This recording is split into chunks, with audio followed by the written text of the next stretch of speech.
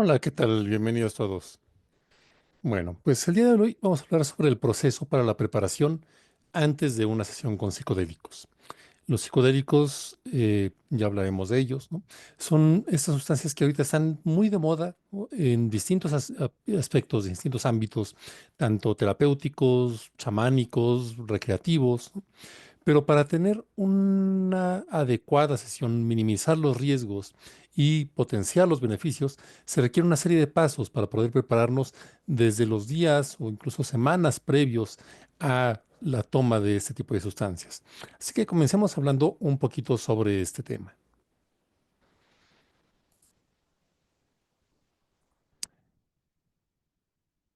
Muy bien. Comencemos entonces hablando sobre la forma de cómo prepararnos para una sesión de terapia asistida con psicodélicos. Aquí particularmente hablaremos del aspecto terapéutico, ya que, bueno, mi formación es como médico, psiquiatra, psicoterapeuta, y es el aspecto en el que estoy más relacionado, pero creo que muchos de estos pasos nos ayudarán tanto para las sesiones, incluso en un aspecto ritual, aunque ahí, pues bueno, quizá el chamán o el experto religioso será quien pueda darnos como la orientación respecto a los pasos dentro de la cosmovisión a la cual pertenezca o incluso para un festival o para el uso meramente recreativo. Así que comenzaremos hablando sobre todos estos temas, ¿no? ¿Qué son los psicodélicos? ¿Cómo se clasifican? ¿Cómo funcionan en el cerebro? ¿Qué efectos producen? Y a partir de ahí, cómo poder dirigir el curso de una sesión psicodélica. Hablemos sobre distintos aspectos como el facilitador, la sustancia misma, el setting y cómo evitar o manejar durante los malos viajes. Así que empecemos hablando sobre qué cosas son los psicodélicos, que creo que el primer paso para cualquier abordaje es, pues bueno, primero definir aquello de lo que vamos a hablar.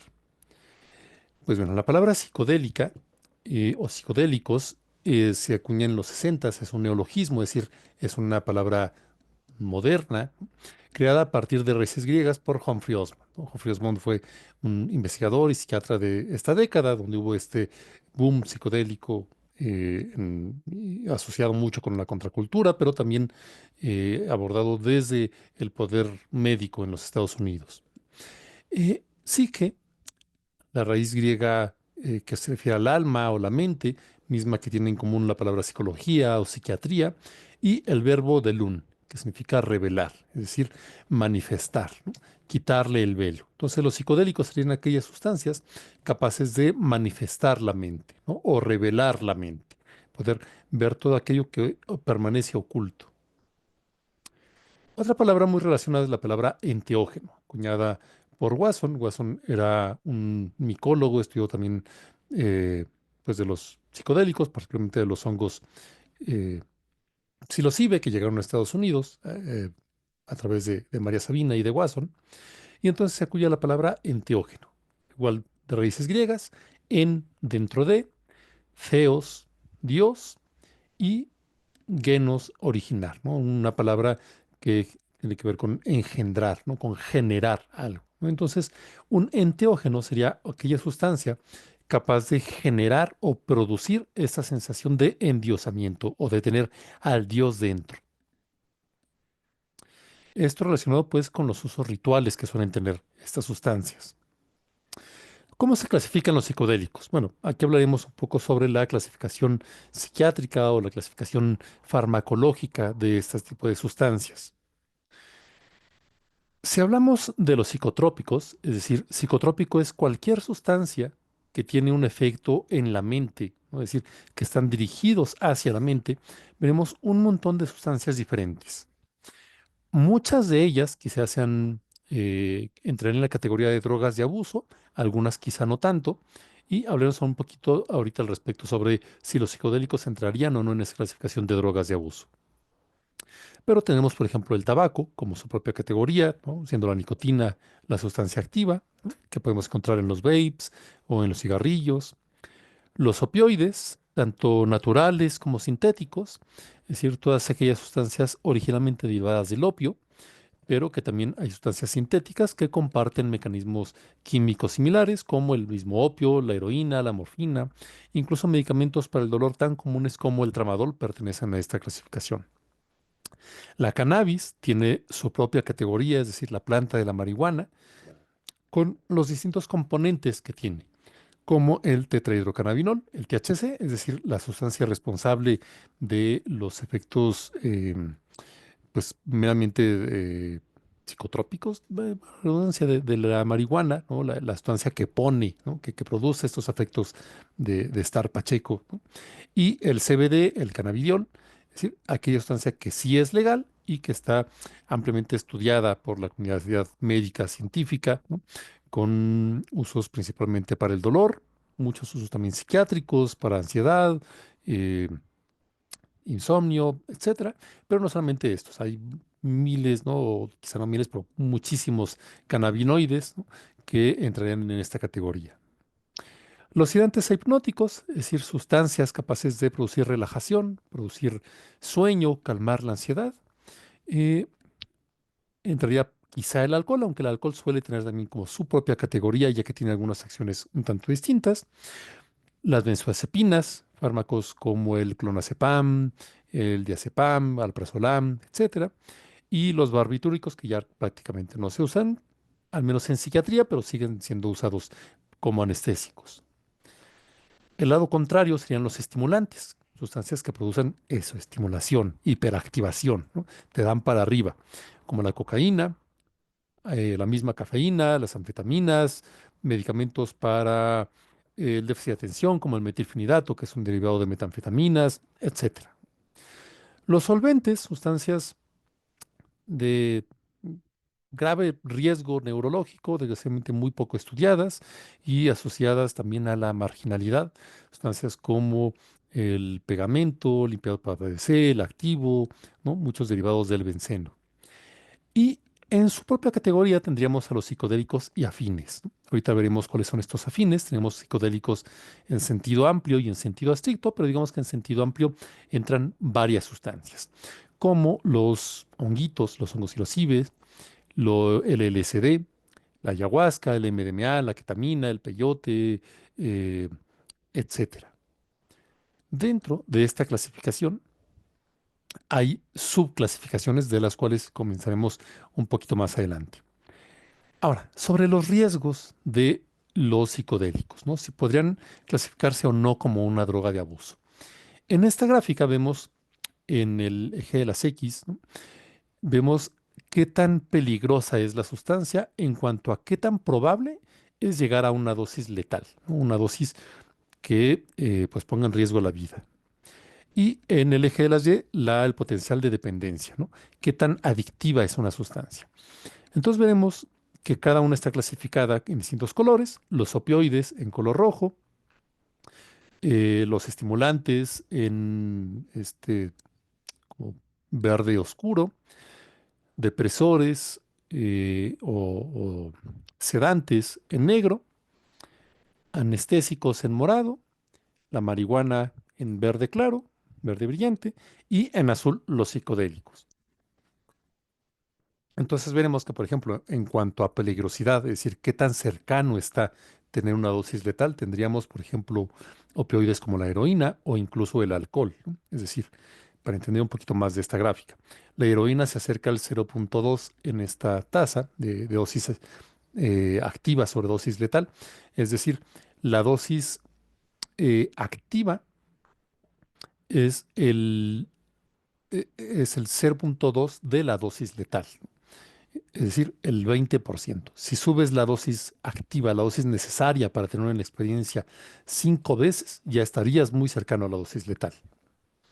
En alcohol 0,1, es decir, si multiplicamos 10 veces la dosis usual para ya tener como los efectos de una borrachera, podemos acercarnos también a una dosis letal por depresión respiratoria, principalmente como las principales causas, más el daño hepático, etcétera.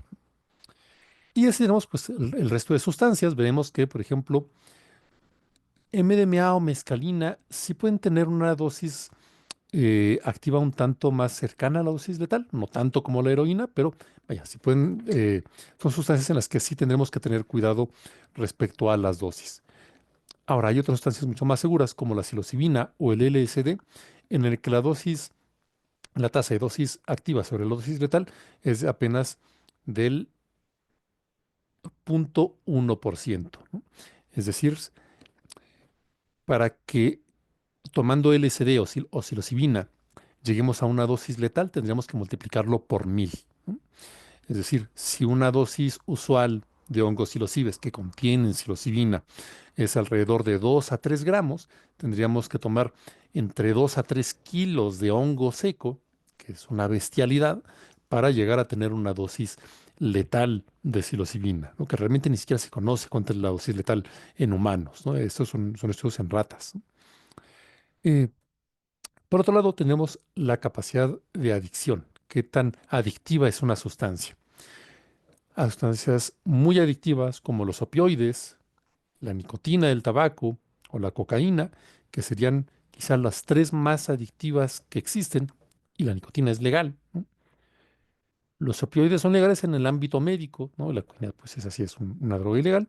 Y veremos que en el extremo están las sustancias menos adictivas de todas, ¿no? Que serán justamente los psicodélicos. Es prácticamente imposible que alguien se vuelva adicto a un psicodélico. Y esto es un punto importante porque estos son los parámetros por los cuales son ilegales, ¿no?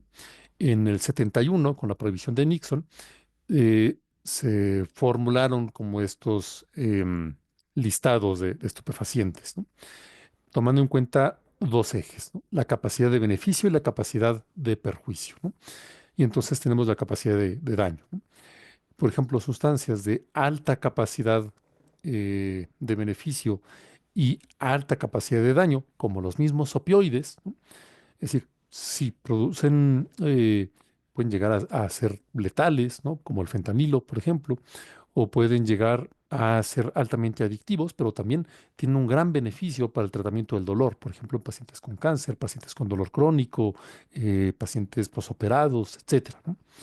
Luego tendríamos sustancias de alto potencial de beneficio y muy bajo potencial de daño, como un antidepresivo o un antibiótico, y sustancias en las que tenemos alto potencial de daño y nulo potencial de beneficio, como la cocaína, y desgraciadamente los psicodélicos están mal clasificados en esta categoría.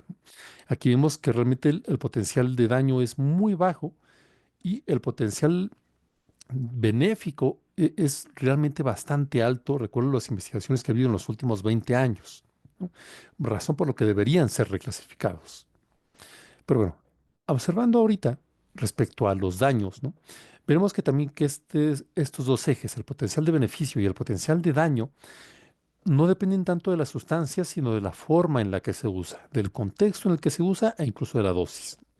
Entonces, en esta imagen, hablando, por ejemplo, de la marihuana, ¿no? No exclusivamente de psicodélicos, ¿no? Pero es un ejemplo que sirve realmente para todo.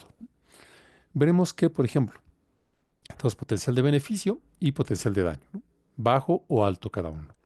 Entonces, por ejemplo, utilizar marihuana medicinal para el tratamiento de náusea en un paciente con cáncer, con quimioterapia, el potencial de beneficio es muy alto y el potencial de daño realmente es bastante bajo.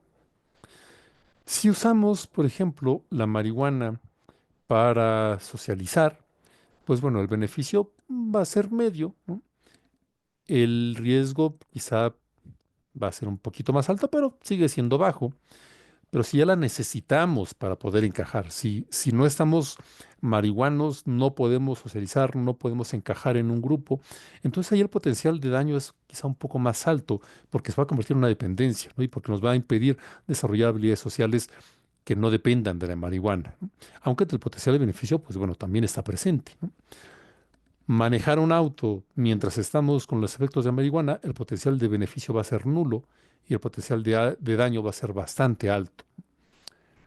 El uso experimental, pues mira, realmente no me va a servir para nada, pero tampoco me va a hacer mucho daño, ¿no? Entonces veremos que dependiendo del uso es el riesgo y el beneficio que va a tener cada sustancia. Y eso es bien importante cuando hablemos particularmente de los psicodélicos. Ahora, hablando de cómo se clasifican internamente, ¿no? Veremos que había varios, ¿no? Que a lo mejor algunos que estén más procesados dirán, pues que a ver, no sé, estoy seguro si el MDMA entre o no como psicodélico. Bueno, vamos a hablar ahorita sobre esto. Tenemos los psicodélicos en sentido amplio, que abarca todo esto. Psicodélicos, empatogénicos, disociativos, onirógenos, algunos hablan incluso de la cannabis, ¿no?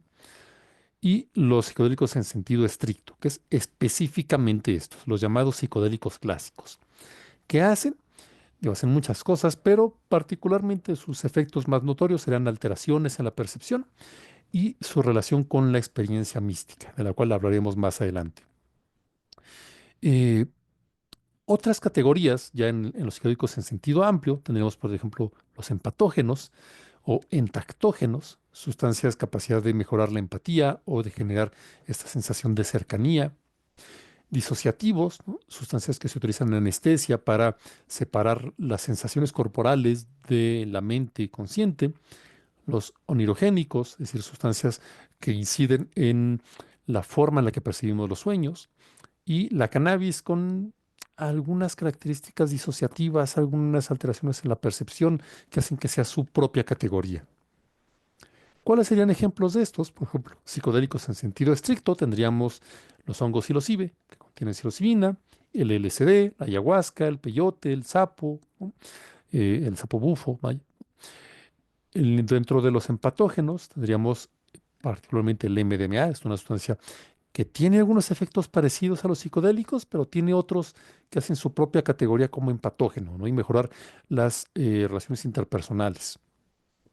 Disociativos como la ketamina o el PCP, la feniciclidina o polvo de ángel, onirógenos como la salvia divinorum, Cereus catechichi, es decir, hay una serie de plantas que tienen estas características, realmente son muy, muy, muy, muy poco estudiadas, sabemos nada al respecto de ellas, y la cannabis, pues en su propia categoría. Ahorita vamos a hablar más específicamente sobre los psicodélicos clásicos y un poco sobre el MDMA. Dejaremos un poquito al lado los demás por ser quizá menos usados. La ketamina tiene la particularidad de que es el único psicodélico legal en gran parte del mundo. Eh, Sin embargo, en los usos tanto legales como ilegales, creo que la mayor prevalencia está en los psicodélicos clásicos. Y también son los que más han sido estudiados, particularmente la psilocibina, por la ciencia médica en las últimas décadas.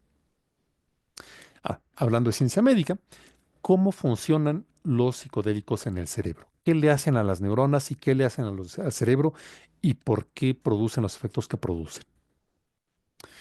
Bueno, tenemos estos distintos psicodélicos, ¿no? Estos llamados psicodélicos clásicos, que se fijan, las moléculas tienen algo de similar la gran mayoría de ellos, ¿no? Entonces, los hongos psilocibe contienen psilocibina, que esto vamos a ver más adelante, no es lo mismo psilocibina que hongo psilocibe. Son términos distintos y más adelante hablemos de las diferencias.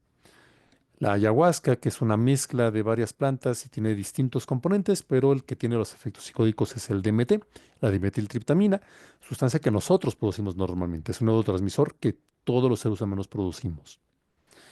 El LSD, la ditilamida del ácido lisérgico, que es una sustancia sintética o digamos semisintética, ya que está sintetizada a partir del LSA, la amida del ácido lisérgico encontrada en el cornezuelo del centeno, un hongo que infectaba los cereales, y a partir de ahí Hoffman sintetizó el LSD modificando algunos aspectos de la molécula.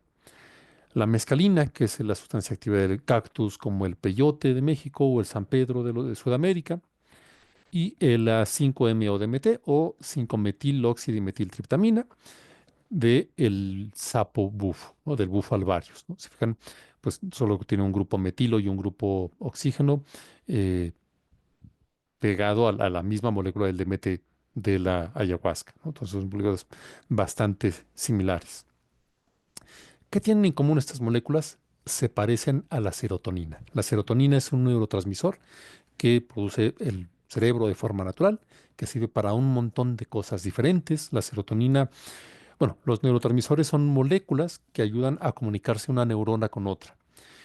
Y dependiendo del tipo de molécula y el tipo de receptor al que se unan, van a ser los efectos que produzcan. La serotonina sirve para un montón de cosas diferentes, regula el estado de ánimo y por eso los antidepresivos tienen un mecanismo que modifica las funciones de la serotonina y sus receptores, pero no solamente eso, modifican el apetito, regulan el ciclo de sueño, eh, tienen funciones en la coagulación de la sangre, en el funcionamiento del intestino, que está, todo el sistema nervioso del intestino está lleno de receptores de serotonina, ¿no? Entonces tiene un montón de acciones no solamente en la mente, sino en distintas partes del cuerpo, ¿no? La presión arterial, etcétera. Entonces, bueno, aquí abajito vemos la molécula de la serotonina que deriva del triptofano. El triptofano es un aminoácido que obtenemos de los alimentos. Y lo que hacen los psicodélicos es parecerse a la serotonina. Tenemos que en distintos grupos, ¿no? Por un lado, las triptaminas, que son los más parecidos a la serotonina, dentro del cual estaría el DMT, producido de forma natural por el cuerpo, el 5-MeO-DMT del bufo o la psilocibina de los honguitos. Tenemos los ergoles, ¿no? En los cuales estaría el LSA del colesterol de centeno y el LSD, que es semisintético. Y otro grupo aparte que realmente no se parece tanto a la serotonina, se parece más a la dopamina y a la noradrenalina, que son las feniletilaminas. Dentro de ellas tendríamos la mescalina del peyote, pero también el MDMA. Y más adelante veremos un poco sobre estas similitudes. ¿Qué hacen estas sustancias? Bueno, engañan al cerebro.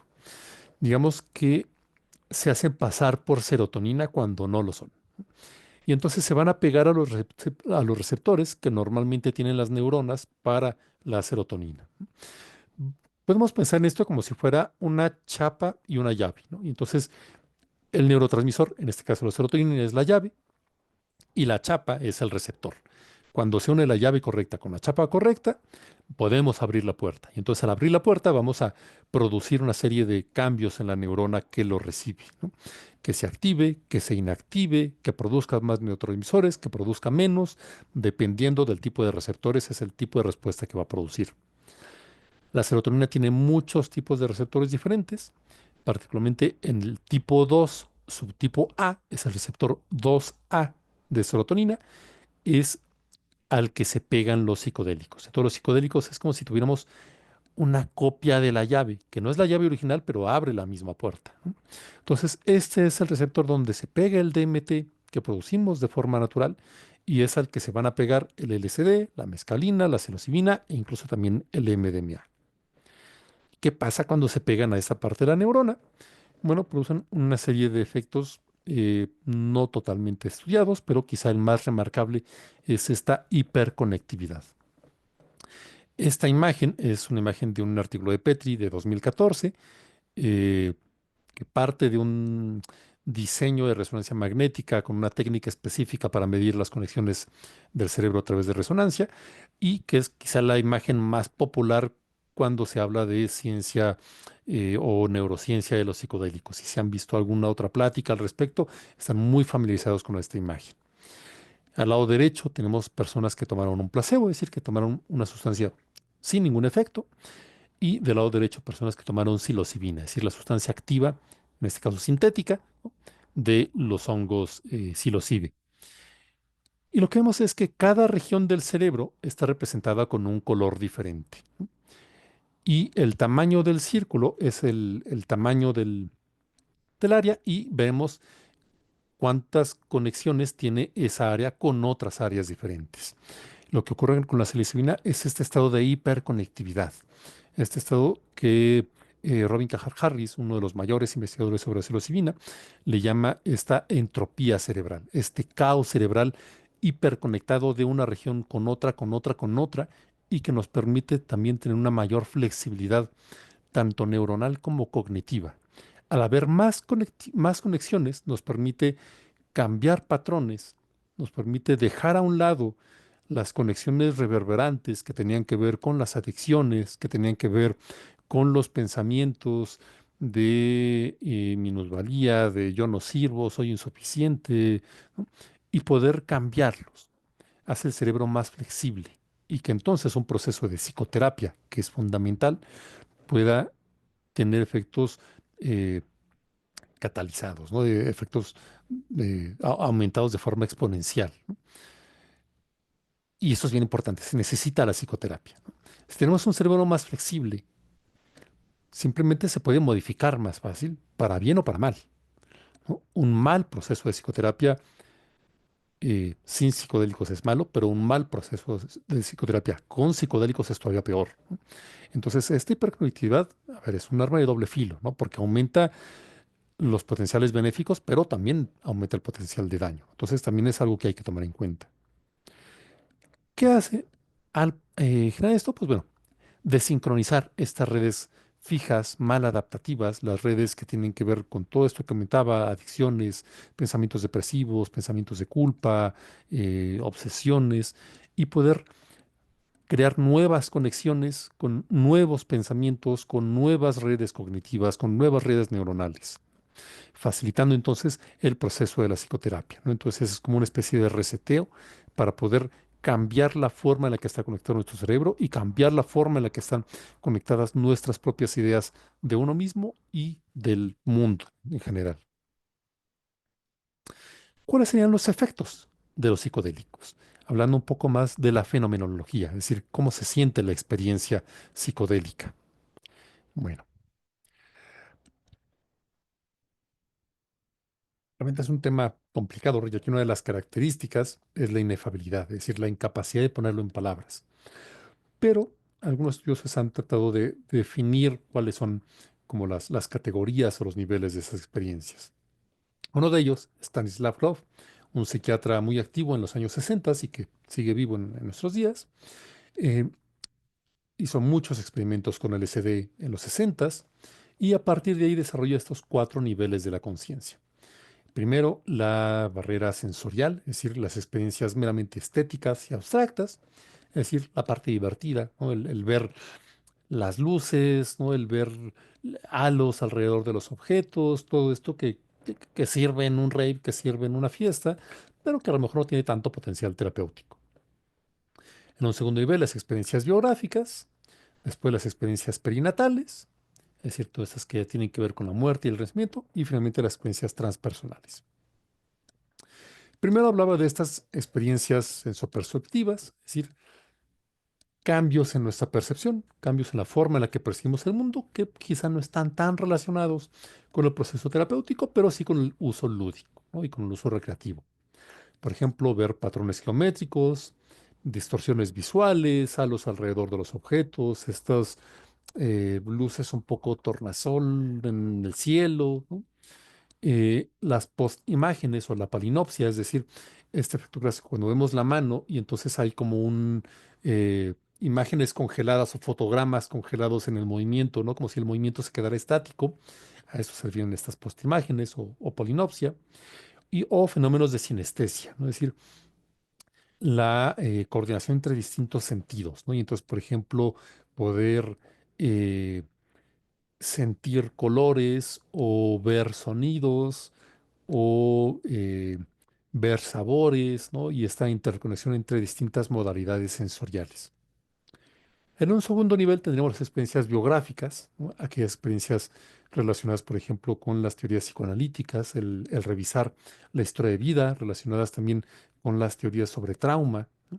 Y entonces podemos no solo recordar, sino reexperimentar cómo se sentía ser niño o cierta vivencia en particular de la infancia o poder revivir la adolescencia y entonces también poder reexperimentar sucesos traumáticos que ocurrieron en la infancia o en la adolescencia, pero poder reexperimentarlos desde otra luz o desde otra mirada o desde una visión más flexible o más amorosa o más compasiva o simplemente poder procesarlo cognitivamente, poder sacar este trauma del cuerpo, este daño sin nombre, sin cabeza, y poder procesarlo mentalmente de una forma que ya no sea algo que domine nuestra historia de vida.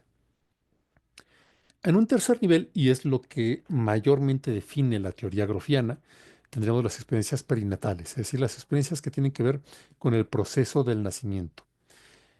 Él habla de cuatro matrices. La primera matriz, cuando está el feto en el útero, que relacionaremos con experiencias oceánicas, de unidad con el cosmos, de paz infinita. En la segunda matriz, cuando empiezan las contracciones, pero todavía no se abre el canal uterino, y entonces tenemos estas experiencias caóticas en el que el mundo se derrumba alrededor de nosotros, experiencias depresivas o de angustia existencial.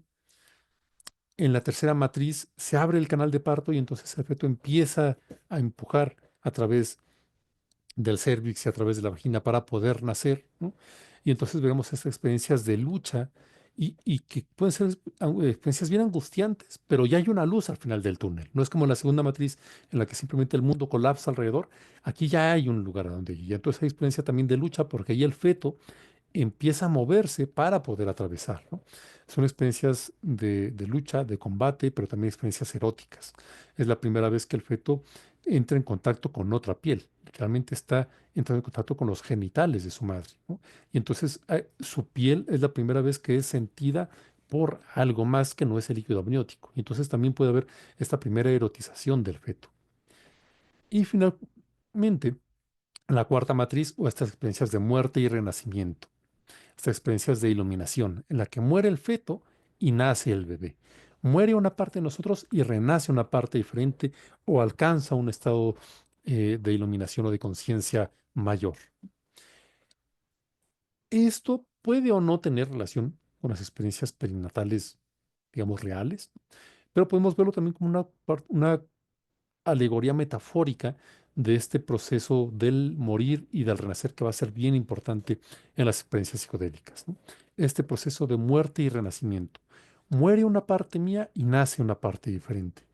Muere una máscara de mí, muere una forma de verme a mí mismo y de ver al mundo, y nace una forma nueva de enfrentarme al mundo. Nace un self con menos máscaras, un yo con menos sesgos que nos permiten mejorar nuestra estancia en la vida.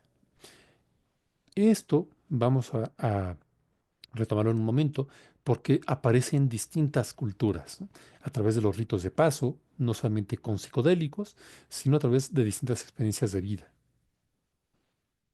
Y en un cuarto nivel, las experiencias transpersonales, aquellas experiencias más allá de la realidad ordinaria, la trascendencia del tiempo, del espacio, vidas pasadas, conexión con lo divino, disolución del ego, todas aquellas experiencias inexplicables para la ciencia materialista y para la conciencia ordinaria. Y relacionado con esto, tendríamos entonces también la experiencia mística. La experiencia mística descrita por Walter Sayce, basada un poco en los trabajos de Rudolf Otto, que lo que hacía era investigar distintas experiencias estáticas, no solamente por psicodélicos, o sea, sí por el uso de plantas sagradas, pero también por el uso del baile, de la danza, como a lo mejor en algunas tribus africanas, o los derviches del sufismo, ¿no? En que empiezan a danzar hasta estar en estados de trance, la misma oración cristiana, y veremos ahí, por ejemplo, los místicos cristianos como Santa Teresa o San Juan de la Cruz, que hablan de estas experiencias místicas a través de la oración, a través de la meditación budista o hinduista, a través de la música, del calor como en un temazcal o del frío como en las inmersiones en hielo. Es decir, hay distintas formas en las que el ser humano llega a estas experiencias místicas y una de ellas es a través de los psicodélicos. ¿Cuáles son las características de estas experiencias? Bueno, Stace describe 7 eh, elementos, ¿no? La unidad interna y externa, es decir, sentir que mi ego se disuelve y soy uno con el todo, soy uno con el universo, pero también soy uno dentro de mí mismo, ya no estoy fraccionado en partes, sino que soy un self integrado. El estado de sacralidad, ¿no? Estado en el que se percibe el contacto con una divinidad, ya sea interna o externa. La cualidad no ética, es decir, percibir que esta realidad que estoy entendiendo o estas comprensiones son incluso más reales que lo real, o es una comprensión totalmente genuina. un estado de ánimo positivo, trascendencia del tiempo y del espacio, la cualidad de inefabilidad, es decir, la incapacidad de poner esta experiencia en palabras, y la paradoja, ¿no? La coexistencia de estados antagónicos como estar muerto y vivo al mismo tiempo, morir y nacer, ser hombre y mujer, etcétera. Una forma de ver estos estados de muerte y renacimiento, ¿no? Y es a través del viaje del héroe. El viaje del héroe, este monomito o mito único, descrito por Joseph Campbell, un antropólogo y mitólogo, estudioso de los mitos y estudioso de las religiones, que describe este camino que se repite en múltiples religiones, mitos, literatura. Es la misma historia que vamos a ver en la Biblia, que vamos a ver en la historia de Jesucristo, que vamos a ver en la historia de Buda, en El Señor de los Anillos, en Harry Potter, en Star Wars, en distintos mitos y obras literarias aparece esta misma estructura, por eso este monomito. Hay distintos pasos, pero principalmente es el paso del mundo ordinario, de la realidad en la que el héroe o el protagonista de la historia se encuentra, viviendo su vida cotidiana, es llamado a una aventura, atraviesa este umbral. Bueno, primero rechaza la llamada y después ya decide atravesarla, y entonces veríamos quizá a Bilbo invitado por Gandalf en la historia del Hobbit para unirse a la compañía de enanos, ¿no?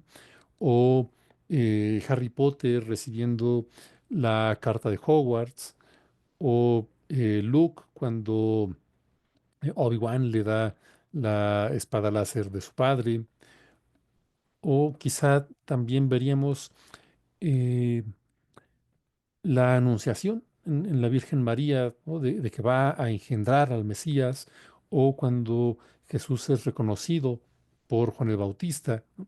Es decir, hay esta llamada a una aventura. Entonces el héroe decide atravesar este umbral y entrar en el mundo especial, en el mundo extraordinario, en el mundo más allá de su cotidianidad. Cuando Sam da un paso fuera de la comarca, entonces sale del mundo conocido. Cuando Harry va por primera vez a Hogwarts, y entonces estos héroes se van enfrentando a una realidad diferente. Ahí van a tener distintas pruebas, distintos aliados, distintos maestros, enemigos, situaciones en las que tendrán que sobreponerse. Existe esta cueva profunda o esta noche oscura del alma, que es esta prueba final, esta prueba más dura en la que el héroe flaquea, y entonces vemos a Daniel San en Karate Kid lesionándose la pierna y a punto de perder el torneo, o vemos a Gandalf descender a los infiernos en Moria, o a Jesucristo descender a los infiernos, ¿no? Después de esta prueba de la tentación del diablo, y entonces morir en la cruz y descender 3 días al inframundo para después llegar a la recompensa y llegar a la iluminación, ¿no? Cuando Jesús resucita, o cuando Buda, después de enfrentar a las ilusiones de Mara, y llega al estado de iluminación, o cuando Aragorn se corona rey de Gondor. Es decir, en distintos mitos vemos como está llegado a la cumbre, pero después de llegar a la cumbre hay que regresar a la vida cotidiana. Y entonces tenemos este viaje de regreso, este retorno del héroe. Y este mito o este monomito lo veremos en distintos aspectos, ¿no? El tarot creo que es una de las formas en las que mejor se puede explicar a través del viaje de los arcanos mayores, ¿no? En las que el loco juega este papel de héroe y atraviesa una serie de maestros y situaciones para poder regresar con un estado diferente. Pero también lo veremos muy parecido al curso de la sesión psicodélica. Vemos cómo este viaje del héroe es el paso del mundo ordinario, atravesar el umbral, tener una serie de pruebas y aprendizajes en el mundo extraordinario, y después el retorno a nuestro mundo cotidiano. Y eso mismo veremos durante la experiencia psicodélica.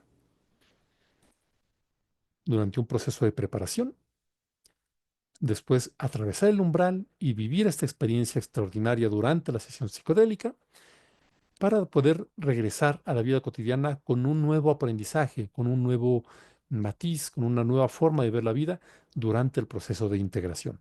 Y estos tres elementos son sumamente importantes durante cualquier tipo de experiencia psicodélica, particularmente en un contexto terapéutico. El proceso de preparación, la sesión tal cual y la integración. Y quizá lo más importante es la preparación y la integración, porque es lo que nos va a permitir la preparación evitar riesgos y en la integración que la sesión no solamente sea un sueño raro y una experiencia interesante de un fin de semana, sino que sea algo que nos ayude a poder tener mejores herramientas en la vida, que nos ayude a poder sobreponernos a traumas y sobreponernos a malestares psicoemocionales, tener mejores interacciones interpersonales, etcétera. Ahora, ¿cuáles son los elementos de una sesión psicodélica? Particularmente estos cuatro. Se habla mucho del set y el setting, es decir, el set es la actitud, la disposición interna del participante. El setting es el escenario, el contexto en el que se realiza, la sustancia y el facilitador. Entonces, seguimos hablando de cada uno de estos aspectos. Primero hablemos del facilitador. El facilitador o guía tendrá alguna serie de funciones, ¿no? ¿Cómo es conocer el terreno? Conocer de qué se trata esa experiencia. Saber un poco de más o menos qué puede ser que estés viviendo durante ese tipo de sesión. Y saber un poco dónde estás parado desde una mirada diferente. Podremos verlo como un guía de montañismo en el que el guía quizá no va a recorrer el mismo camino que tú, pero desde donde está puede ver lo que está pasando contigo. Y eso es lo que hace un terapeuta de forma general, no solamente en terapia psicodélica. Y poder decirte, cuando no encuentres salida, oye, mira, ese pie que tienes ahí, creo que hay una grieta cercana en donde puedes apoyarte. Y a lo mejor si mueves la mano derecha, hay una piedra en donde puedes agarrarte y cambiar de pie, ¿no? Y puedes seguir subiendo. O si de pronto te tropiezas, también puede darte una mano para ayudarte a salir de ahí. Y entonces la idea del facilitador es poder aconsejar, evitar riesgos, proporcionar un espacio seguro y contenedor emocional, física, incluso energético o espiritualmente, y poder actuar durante los momentos difíciles. Ahora, hay otros tipos de guías, ¿no? Cuando pensamos en dos aspectos. Por un lado, el enteógeno mismo o la sustancia misma como un guía. Esto tiene que ver más con con las visiones rituales o ceremoniales, en las que la planta o el hongo o el animal incluso tiene un espíritu propio y tiene una sabiduría y una inteligencia propia. Y entonces eh, la ayahuasca es la abuela que te va a mostrar cierto camino, te va a mostrar ciertas puertas o te va a abrir ciertas visiones y es un guía en sí. O el jicuri, el peyote, también tiene esta sabiduría o esta eh, inteligencia que va a actuar como guía. En visiones más occidentales, más terapéuticas, quizá no se considera tanto como esta sabiduría de la planta, pero sí se acude a la idea de sanador interno, una idea que comparte Grof, pero que también comparten muchas otras escuelas de psicoterapia, aunque con otros nombres, ¿no? Y entonces es esta sabiduría interna o esta mente sabia para la terapia dialéctica conductual, o es el self sabio para la terapia de sistema familiar interno, o es el inconsciente para las terapias de psicología profunda, tanto psicoanálisis como la psicología junguiana, ¿no? Y entonces hay una instancia sabia en nosotros mismos que es la que va a acompañarnos en este proceso de sanación y es la que va a mostrarnos aquello que tiene que ser mostrado y van a aparecer las situaciones, traumas, vivencias, imágenes, visiones que necesitábamos justo en este momento, pero que también nos va a tener la capacidad de poder sobrepasarlas, ¿no? Nos va a dar la capacidad de poder enfrentar todas estas situaciones y obtener un aprendizaje de ellas, ¿no?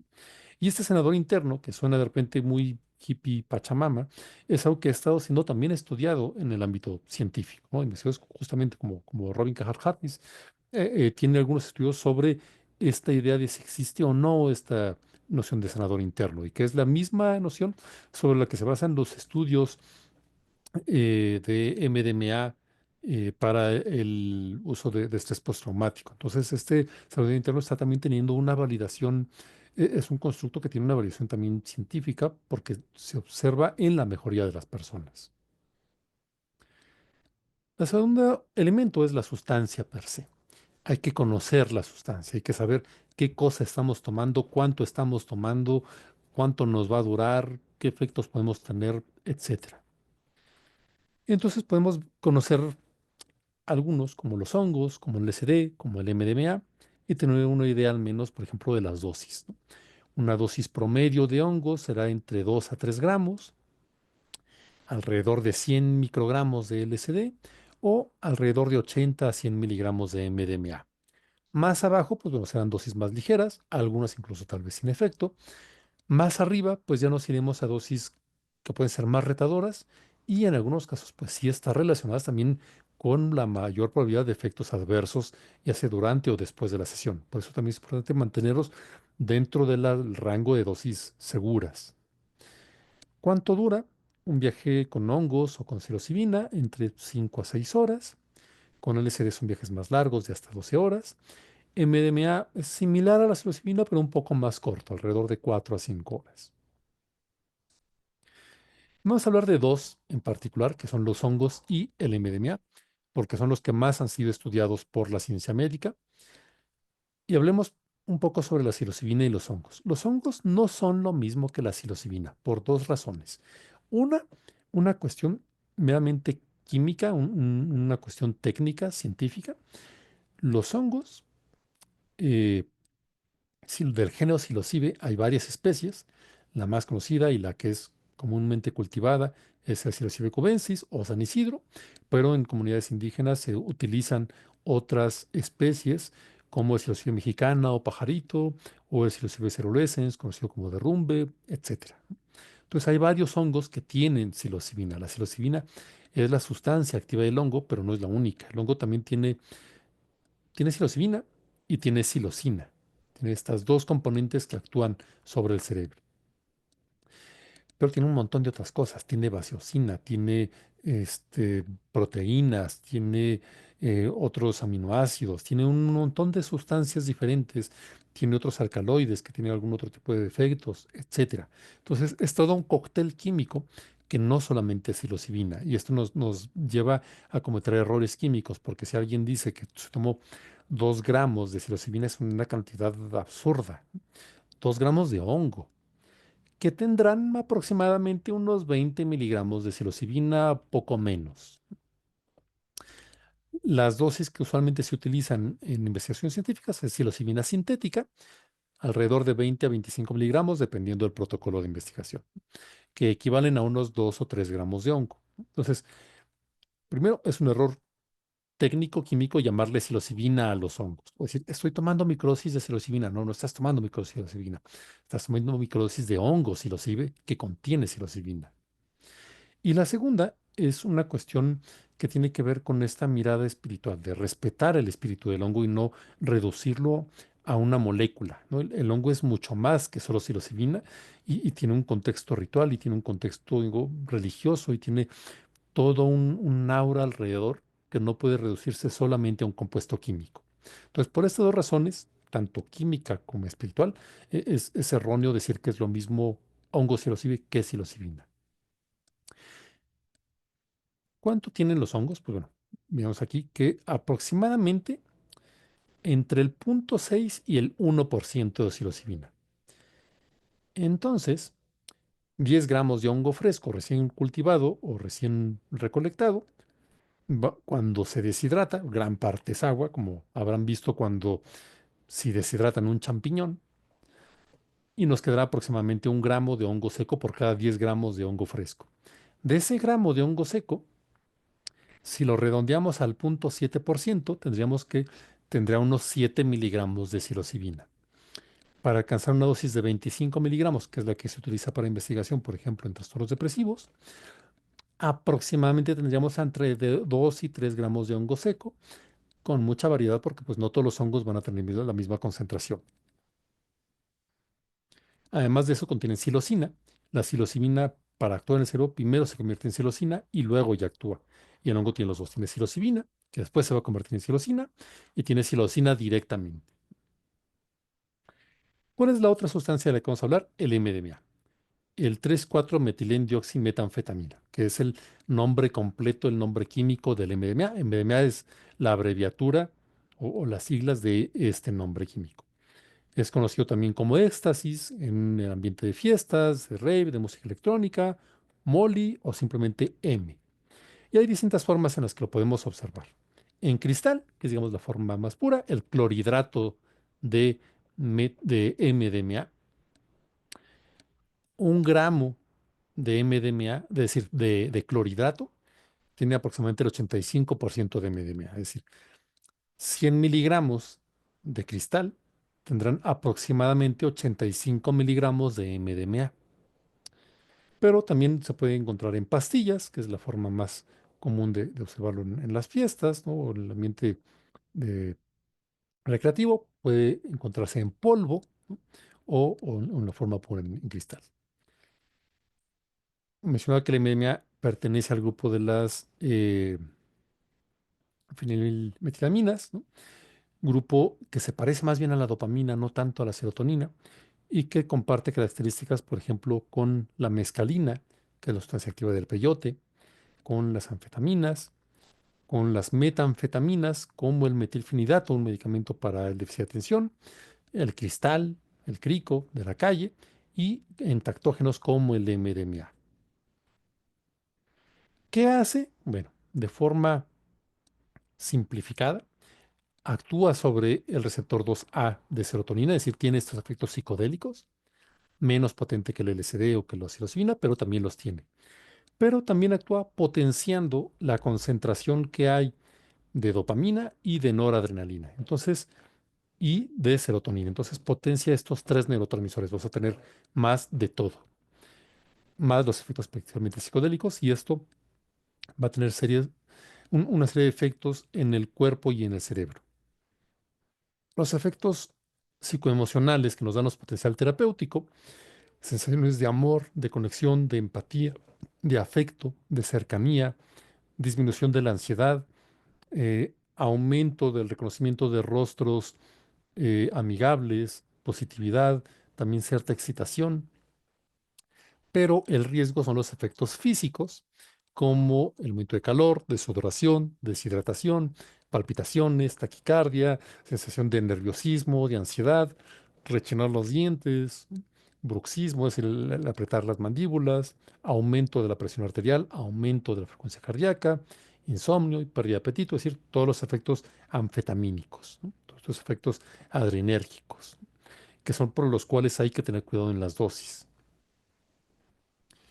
¿Para qué sirve el MDMA? Bueno, las investigaciones de las últimas décadas se han enfocado principalmente en el trauma, en el trastorno por estrés postraumático, pero también algo que es el trauma complejo, que es un trauma repetido a lo largo de la historia de la persona, pero por estas cualidades de mejorar la empatía y el contacto interpersonal, hay investigaciones también sobre el uso en terapia de pareja y en autismo. Una característica que hay que tener cuidado con el MDMA es esta resaca. Eh, si vemos la imagen anterior en la que potencia las concentraciones de estos tres neurotransmisores, serotonina, noradrenalina y dopamina, bueno, lo que pasa es que digamos como que exprime la neurona y al día siguiente te quedas con menos cantidad de neurotransmisores, por verlo de una forma muy simplificada, ¿no? Y esto hace que algunas personas, sobre todo en el uso recreativo, en el uso de fiesta, al día siguiente tengan síntomas depresivos bien intensos, apatía, ideas suicidas incluso, ¿no? Una gran falta de energía, que esto puede evitarse, a lo mejor manteniendo una adecuada hidratación durante la toma, tomando algunos suplementos antes de la toma, como el magnesio, como vitamina B. mantener una adecuada calidad de sueño y de hidratación los días previos y mantener dosis dentro del umbral seguro, ¿no? Todo esto evita a que ocurra esta resaca. Hablemos del set. Ahora, ¿qué es el set? Es la actitud, es la disposición interna de la persona para acercarse a la experiencia. Y dentro de esto veremos tres aspectos diferentes. Uno, la intención, las expectativas y la apertura a la experiencia. Respecto a la intención, pues bueno, podemos tener distintas intenciones durante el uso de psicodélicos. Podemos tener objetivos psicológicos, terapéuticos, ¿no? Resolver un trastorno depresivo, potenciar un proceso de psicoterapia, etcétera. Pero también puede haber objetivos sociales, es decir, meramente recreativos, quizá ir a un festival de música. Puede tener objetivos religiosos, es decir, si yo soy wixárika, a lo mejor voy a comer peyote que tiene mescalina, porque es parte de mi rito, si es parte de mi cosmovisión y es parte de mi práctica. O con, o si pertenezco a una etnia del Amazonas, ¿no? Y tomo ayahuasca porque es parte de mis rituales, ¿no? O objetivos espirituales, que no necesariamente tienen que ser adscritos a una religión en particular, sino es esta mera exploración de la dimensión espiritual del ser humano, ¿no? Y que incluso está muy relacionada con los aspectos psicológicos. ¿Qué más tenemos que tomar en cuenta? El manejo de las expectativas, es decir, todas estas ideas sobre la sesión. ¿Qué son los psicodélicos? ¿Qué son las plantas sagradas? ¿Qué es la experiencia mística? ¿Me va a servir? ¿No me va a servir? ¿Voy a encontrarme con Dios? ¿Voy a sanar la herida con mi madre? Es decir, todas estas ideas que tenemos y que pueden inducir cambios durante la experiencia. Y una forma de manejarlas es la apertura a la experiencia. Estar abiertos y dejar que entre lo que tenga que entrar y que pase lo que tenga que pasar, sin buscar nada, sin tener una expectativa, pero también sin negar nada, y aceptando todo lo que vaya entrando desde una perspectiva justo de aceptación y de observación sin juicio. Y esto es un componente que va a ayudarnos mucho a evitar los malos viajes. Ahora, hablemos ya del proceso de preparación. Y tenemos una preparación espiritual, psicológica y física. Dentro de la preparación espiritual, pues a lo mejor dependiendo de las creencias de cada uno, puede prepararse a través de la meditación, de la oración, el contacto con la naturaleza. La preparación psicológica se recomienda mucho, por ejemplo, llevar un diario en el que yo vaya reflexionando sobre el cómo me siento, conocerme a mí mismo. Y también hacerlo a través de un proceso de psicoterapia.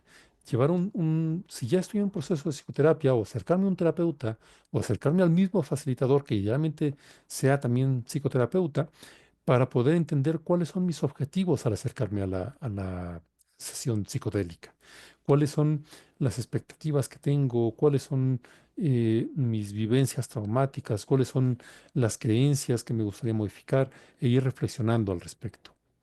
Y la preparación física, en la cual vamos a hablar también ahorita más adelante, pero particularmente veríamos sobre, por ejemplo, los alimentos o sobre los medicamentos, la hidratación, etcétera. El setting, es decir, el contexto, el ambiente alrededor en el que se va a realizar la toma. Un mal setting puede ser un predisponente para malos viajes.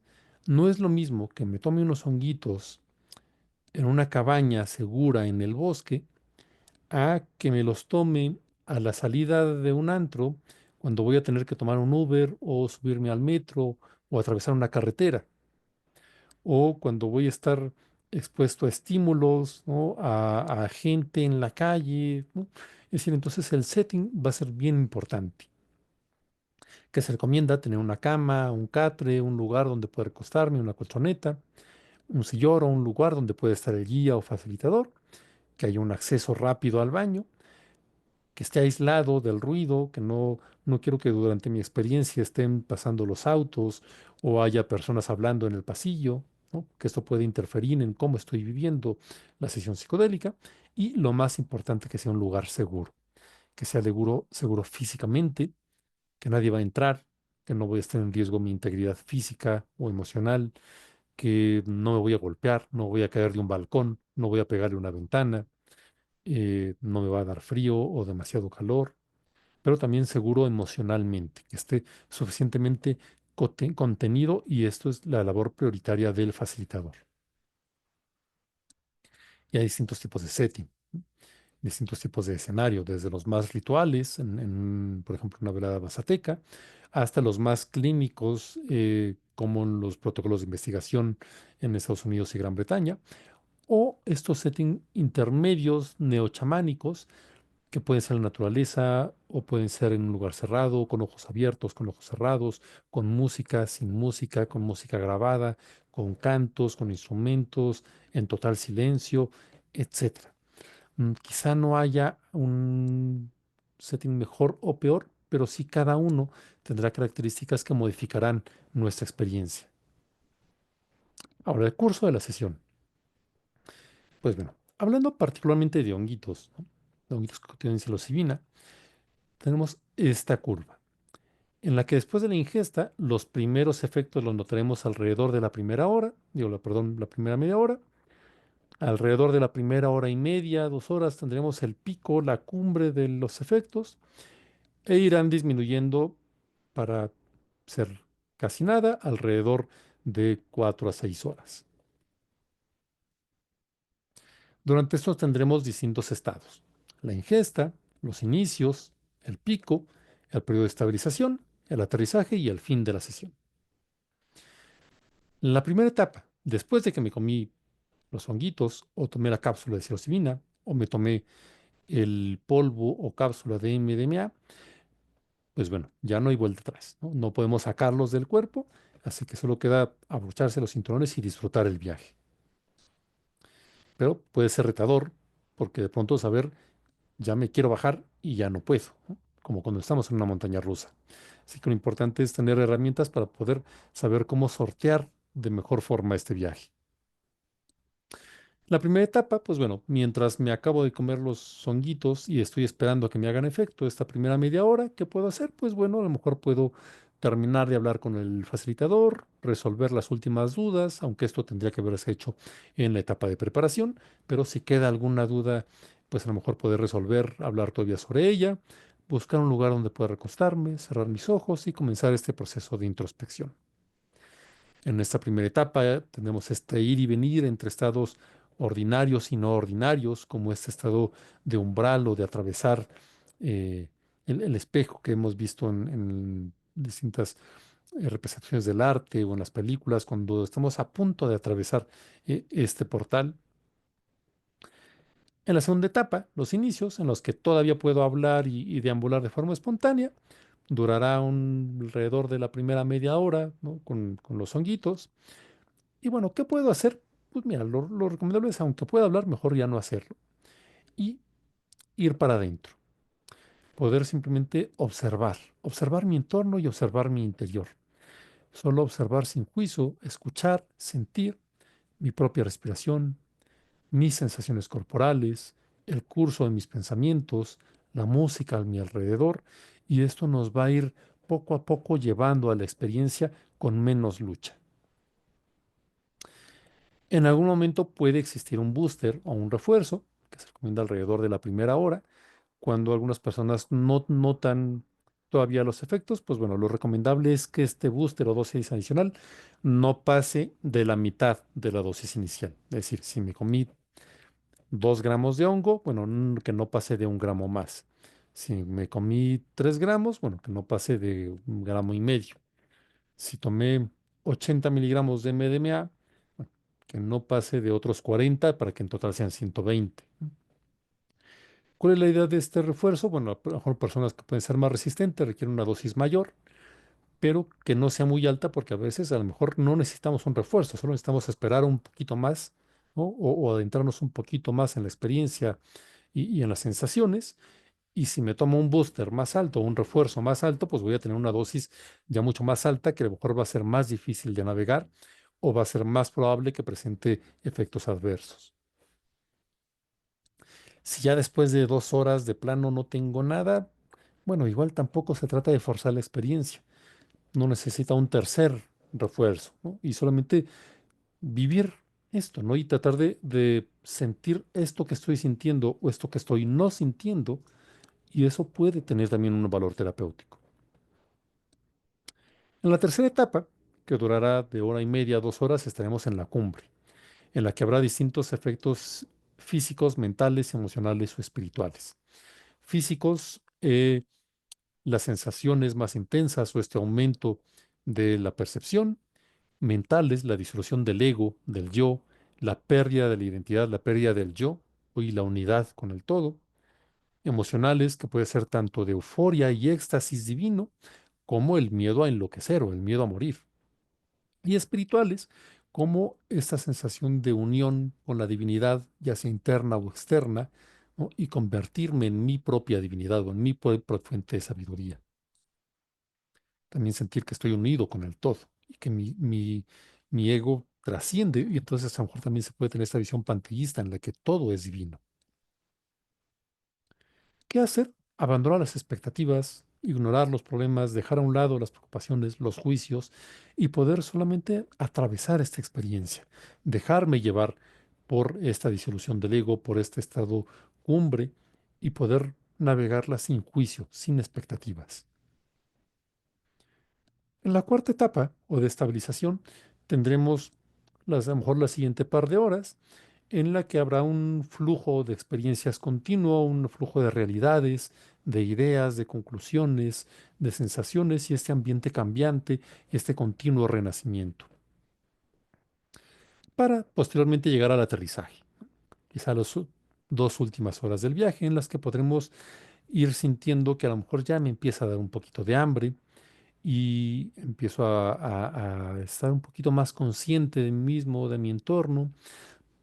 La contemplación se recomienda mucho, estar en silencio, asimilar la experiencia; se puede estar en contacto con la naturaleza mucho mejor, y quizá empezar a comer algo. ¿Qué puedo hacer? Aquí pues puedo tener también algo de trabajo terapéutico, un poco como esta llamada terapia psicolítica, ¿no? En las que ya no tengo la total desconexión de la mente, y estoy un poco empezando a bajar la realidad, y puedo comenzar este proceso de integración, ¿no? Y puedo empezar a contemplar quizá escritos que tenga, o escribir, o observar fotografías, mi propio reflejo, contemplar la música, la naturaleza, y poco a poco ir bajando de este viaje e irlo asentando en nuestra vida. Finalmente tenemos el fin de la sesión, el afterglow, estas secuelas de la experiencia psicodélica. El afterglow en inglés se refiere a este brillo en particular que tiene el cielo después del amanecer o después del atardecer, en los que hay estas tonalidades en el cielo, pero que vemos también, por ejemplo, en el sexo. Después del orgasmo aparece este estado de calma, ¿no? Y este estado de tranquilidad, que puede aparecer también en los psicodélicos. Ya salí del clímax de la experiencia, y estoy en este estado más sensible, más conectado, ya consciente, pero todavía como con cierta sensibilidad. ¿Qué puedo hacer? Pues bueno, a lo mejor no socializar tanto, buscar un poquito más la introspección, el silencio, el ir para adentro, y buscar simplemente la reflexión en silencio, ir asimilando poco a poco la experiencia. Puedo eh, a lo mejor realizar algún trabajo de arte para poder plasmar aquello que acabo de vivir. Y por último, cómo prevenir y manejar los malos viajes. Bueno, lo primero, antes de la preparación, es el filtro. ¿Quién puede y quién no puede, o a quién se recomienda y a quién no se recomienda realizar una experiencia psicodélica? Primero, ¿a quiénes les podría convenir? Bueno, quizá si buscamos ese enfoque psiquiátrico o ese enfoque médico o de sanación psicológica, personas con algunos trastornos psiquiátricos como depresión resistente a tratamiento o simplemente trastornos depresivos. Hay evidencia de que la psilocibina tiene resultados bastante favorables. El abuso de sustancias, uno de los aspectos junto o quizá después de la depresión, que ha sido más estudiado, es el efecto de los psicodélicos en el tratamiento de adicciones. El estrés postraumático en el caso del MDMA, aunque mal llevado, también puede llegar a ser retraumatizante. Y esto no depende tanto de las sustancias, sino del acompañamiento terapéutico. Ahora, no todas las indicaciones o no todos los motivos por los que alguien tome psicodélicos van a ser médicos o terapéuticos. Puede ser simplemente la autoexploración, conocerme a mí mismo o entender otros aspectos de mi propia psique, o esta búsqueda espiritual o esta búsqueda de conexión espiritual. Ahora, ¿a quiénes no? ¿A quiénes estaría contraindicado el uso de psicodélicos? Bueno, tenemos contraindicaciones psiquiátricas, médicas y psicológicas. Dentro de las psiquiátricas hay dos grandes motivos por los cuales no debería realizarse una sesión con psicodélicos. Personas con antecedentes de cualquier tipo de trastorno psicótico, particularmente esquizofrenia o trastorno bipolar, eh, o incluso psicosis inducido por otras sustancias. Si alguien tiene el antecedente de que con la marihuana empieza a andar paranoide y ha llegado a escuchar alucinaciones, a escuchar voces, sentir que lo persiguen, eh, o tiene alguno de estos diagnósticos, lo más recomendable sería mejor no tomar psicodélicos, ya que hay un riesgo de poder presentar uno de estos episodios, particularmente a dosis altas. Otro aspecto es el riesgo suicida, ¿no? Una persona que está en un estado de inestabilidad emocional y que hay un alto riesgo suicida, es un arma de dos filos, ¿no? Porque de repente hay algunas sustancias estudiadas como la ketamina, justamente para reducir la ideación suicida. Y el uso psicodélico de la ketamina para el tratamiento de la depresión con alto riesgo suicida, pero mal llevado, mal acompañado, con un setting equivocado o algún error en el acompañamiento o cualquier falla que muchas pueden llegar a ser poco previsibles, pudiera aumentarse este riesgo. Respecto a aspectos médicos, pues bueno, particularmente personas con epilepsia, personas con problemas del corazón o problemas cardiovasculares en general, no se recomendaría el uso de psicodélicos porque tanto el MDMA como la psilocibina, como el LSD, pueden afectar tanto el umbral convulsivo como el funcionamiento del corazón y de la presión arterial. Embarazo y lactancia, realmente no tenemos evidencia o conocimiento de si pueden llegar a ser riesgosos o no los psicodélicos, eh, pero quizá la mirada aquí es más bien evitar riesgos, ¿no? Puede ser que no haya ninguno, pero como no lo conocemos, mejor pecar de prudencia y evitar en esas situaciones. Y por último, condiciones psicológicas. La desregulación emocional, que puede llegar a ayudar, pero igual, mal llevado o en un setting equivocado, hay más riesgo de que pueda aumentar esta desregulación emocional. Intolerancia al malestar, personas eh, con algunos diagnósticos como TLP, trastorno límite de la personalidad, que tienen una alta intolerancia al malestar, aunque puede haber aspectos benéficos, por ejemplo, como el tratamiento del trauma, pueden llegar a ser experiencias suficientemente retadoras para que terminen siendo retraumatizantes. Y otro aspecto que más que una contraindicación sería un aspecto en el que a lo mejor sería difícil utilizar los psicodélicos, personas demasiado racionales, demasiado lógicas, mentales, se les va a dificultar entrar en una experiencia. Quizá haya demasiadas barreras para poder conectar con sí mismos o con sus sensaciones. Aunque esto no implica que necesariamente vaya a ser algo negativo, incluso lo contrario, ¿no?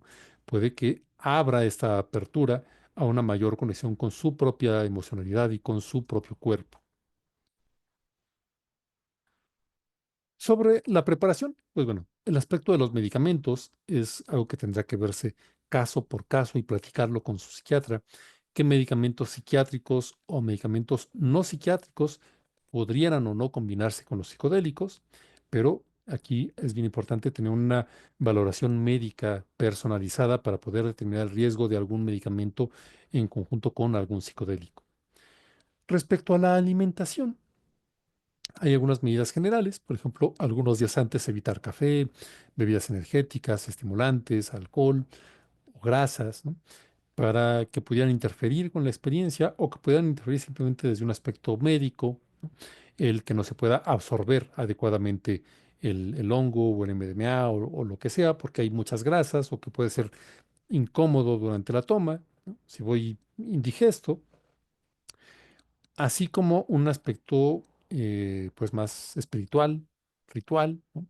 En el cual el ayuno existe en distintas religiones, ¿no? Y entonces distintas visiones religiosas o espirituales, el ayunar es una forma de purificación del cuerpo para poder purificar también el alma o el espíritu. Entonces, tanto por un aspecto meramente ritual o espiritual como un aspecto médico, se recomendaría este ayuno durante el mismo día para que se pueda absorber más fácilmente y no tenga el estómago lleno y sobre todo mantener una muy adecuada hidratación para evitar efectos secundarios o efectos adversos. Ahora, hay experiencias que pueden ser positivas, negativas o neutrales, es decir, si de repente veo un halo de luz alrededor de mi mano, pues, ni bien ni mal, ¿no?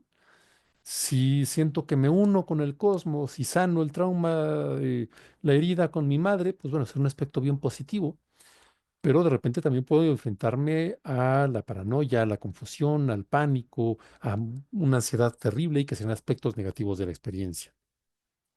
¿Qué hacer con estos aspectos negativos? Bueno, una forma de afrontarlos es la evitación, es decir, eh, distraernos o cambiar el set o cambiar el setting para salir de esas experiencias negativas.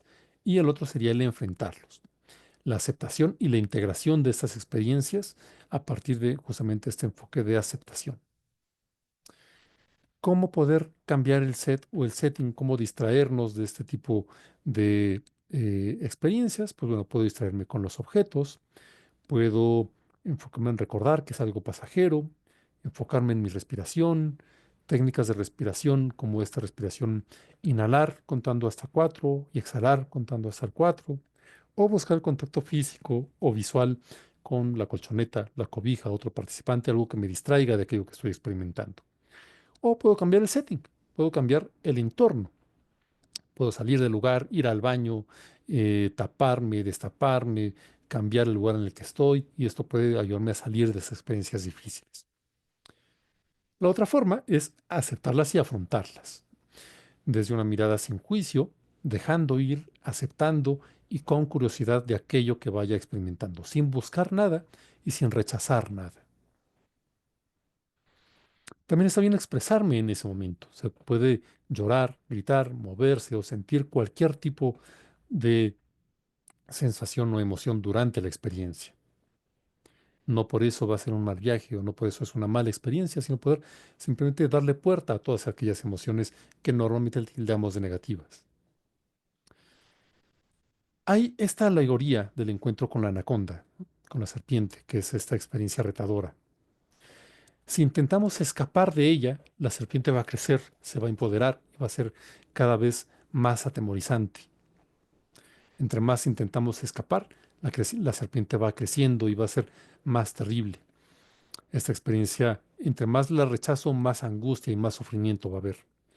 Así que la propuesta es mirar la serpiente a los ojos e ir hacia la serpiente, ir hacia las fauces, para poder entrar en la experiencia y ver a la anaconda desde adentro, convertirse en la serpiente y entonces poder mirar esta experiencia desde otros ojos, desde otra mirada y aprender de ella y poder aceptarla e integrarla en mi vida, cosa que no haría si hubiera tratado de escapar de esta experiencia.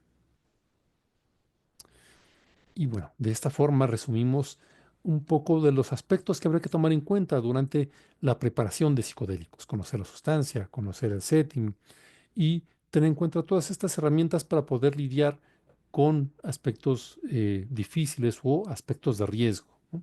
Sobre todo irme conociendo más a mí mismo y conocer más de mis propias herramientas para poder lidiar con experiencias difíciles, pero también cómo poder aprovechar estas experiencias benéficas. Algo bien importante es llevar una valoración psiquiátrica antes de una experiencia psicodélica para conocer tanto el aspecto psicológico, médico, mis intenciones, un enfoque terapéutico de la misma experiencia y un proceso de integración que nos ayude a poder elaborar la experiencia después de que la tuvimos y cómo poder obtener un beneficio y cómo poder obtener una utilidad o un aprendizaje que poder aterrizar a nuestra vida cotidiana. Espero que esto haya sido de ayuda para poder minimizar riesgos y potenciar los beneficios en el uso de psicodélicos, eh, aludiendo a la autonomía de cada persona y a que cada quien es libre de forma informada de proceder o no con su propio cuerpo, ¿no? Conociendo los riesgos y buscando cómo poder tener una ayuda a través de estos métodos.